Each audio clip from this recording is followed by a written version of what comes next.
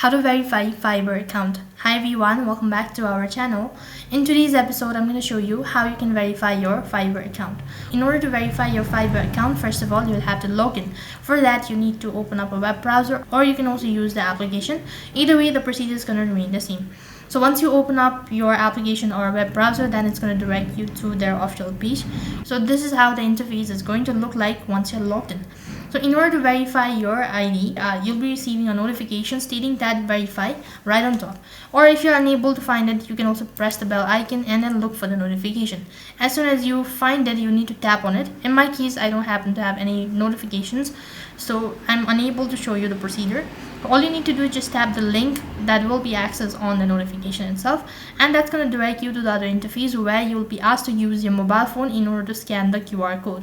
Once you scan the QR code, it's going to directly take you to the verification page where you'll be asked to provide in your government's ID, take a picture, or you also need to submit all sort of information that has been asked in order to verify. Once you're done providing all of the information, confirm it, and after that it's going to take a while in order to verify or look into your matters. So till then, wait patiently.